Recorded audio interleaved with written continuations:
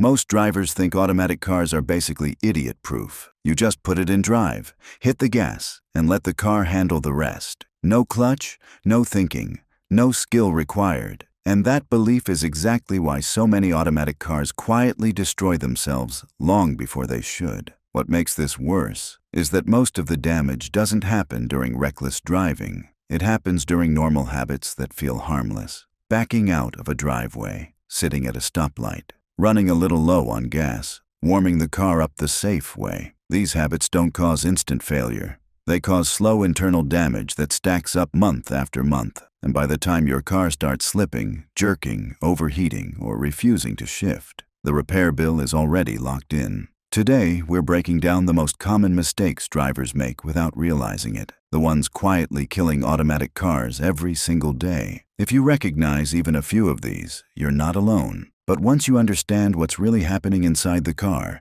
you'll never drive the same way again. One of the fastest ways to shorten a transmission's life happens during a moment most drivers don't even think about. You're backing out of a parking spot. You're in a hurry. The car is still rolling backward, just a little, and you slide the shifter straight into drive. It feels normal. It feels harmless. And it's one of the most abusive things you can do to an automatic transmission. Inside your transmission are clutch packs and gears designed to apply power in one direction at a time. When you shift from reverse to drive while still rolling, you're forcing those components to suddenly stop one direction of motion and instantly reverse it. That means internal parts are fighting each other. One side is still moving backward while the other is being commanded to move forward. The transmission doesn't ease into this. It slams. You might not hear it. You might not feel it. But the damage is happening anyway. Every time you shift before fully stopping, you shave a little life off the clutch packs. Over time, those clutches glaze, wear thin,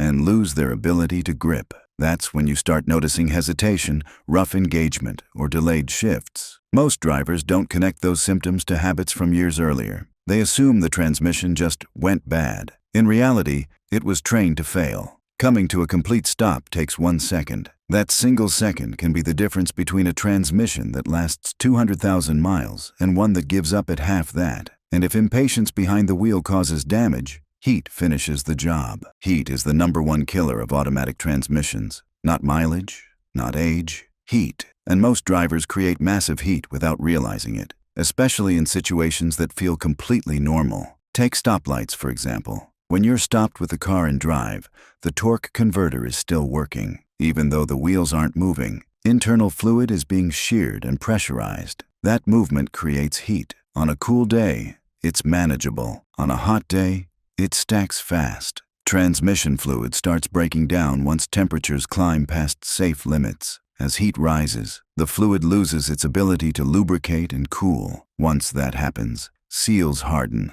clutch material degrades, and metal components begin wearing directly against each other. Shifting into neutral at long stops reduces that load. It lowers internal pressure and gives the transmission a brake. Then there are hills. Many drivers ride the brakes downhill with the car left in drive, thinking that's the safest option. What they're really doing is overheating the brakes and forcing the transmission to manage speed through constant fluid pressure changes. Automatic transmissions have lower gear modes for a reason. Using them allows engine braking to control speed naturally, reducing heat and protecting both the brakes and the transmission. Ignore that, and the fluid cooks. Cooked fluid smells burnt, turns dark, and loses its protective qualities. And once transmission fluid is cooked, it never fully recovers. But heat doesn't just come from driving habits. Sometimes it comes from starvation. Running low on fuel feels like a minor inconvenience. The light comes on. You tell yourself you'll fill up tomorrow. Then tomorrow turns into a few more days. What most drivers don't realize is that the fuel pump relies on gasoline for cooling. It sits inside the tank, submerged in fuel, using that liquid to keep temperatures under control. When you constantly run near empty, the pump is exposed. It runs hotter. It wears faster. On top of that, sediment settles at the bottom of the tank over time. Running low stirs that debris up, sending grit through the fuel system. Filters clog. Injectors suffer. Performance drops. And once a fuel pump starts failing, it doesn't politely warn you. It leaves you stranded. Fuel starvation doesn't just affect the engine either. Modern cars rely on accurate sensor data. When fuel delivery becomes inconsistent, the entire system compensates. That compensation adds stress everywhere, including the transmission. The same neglect shows up with oil. Skipping oil changes, stretching intervals too far, or assuming synthetic oil lasts forever slowly kills engines from the inside. Oil breaks down. It collects contaminants. It loses viscosity. Inside neglected engines, sludge builds up like tar. Oil passages clog. Metal surfaces lose their protective film. Wear accelerates quietly. Transmission fluid suffers the same fate. Despite what some manufacturers claim, there is no such thing as lifetime transmission fluid. Fluid degrades. It absorbs heat. It collects metal shavings. By the time shifting feels off, the damage is already advanced. And sometimes, drivers think they're helping when they're actually making things worse. Overfilling oil is a perfect example. More oil does not mean more protection. When oil is overfilled, the crankshaft churns it into foam. Foamy oil doesn't lubricate properly. It introduces air into the system, starving bearings and dropping oil pressure. That can blow seals, damage gaskets, and contaminate surrounding components. Then there's warming the car up. Many drivers let their car idle for long periods, believing it's protecting the engine and transmission. In reality, modern vehicles warm up faster and more safely when driven gently. Long idling wastes fuel and delays proper lubrication. Cold transmission fluid is thick. It doesn't flow well. Letting it circulate under a light load warms it evenly. The real damage happens when drivers start cold and immediately drive aggressively. High revs and hard throttle before fluids warm up cause metal-on-metal contact at the worst possible time.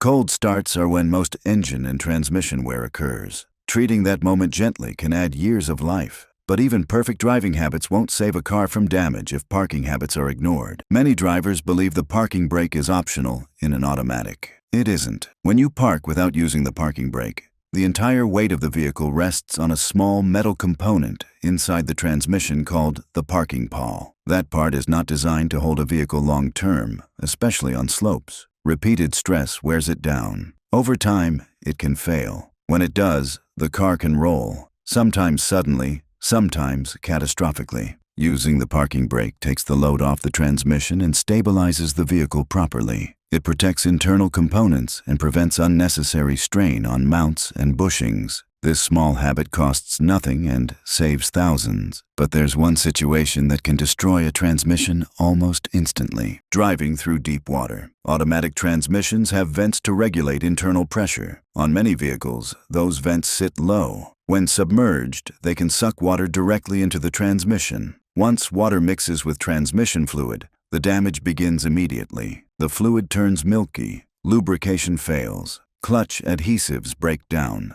Draining the fluid doesn't undo the damage. The contamination has already reached internal components. Slipping begins. Gears lose engagement. Failure follows quickly. AC systems suffer similar neglect. Ignoring the recirculation setting forces compressors to work harder than necessary, overheating components and shortening their lifespan. Leaving it on constantly creates moisture buildup, fogging, and strain. Every system in a car is designed with balance in mind. Ignoring how those systems work breaks that balance. And yet, even with all this happening, most drivers ignore the only thing designed to warn them. Dashboard warning lights exist to save you money. Ignoring them does the opposite. A check engine light might signal something small, or it might be the early stage of a major failure. Without scanning it, you don't know. Driving blindly allows small issues to snowball into catastrophic ones. Transmission temperature warnings, oil pressure lights, battery alerts. These are not suggestions. They're last chances.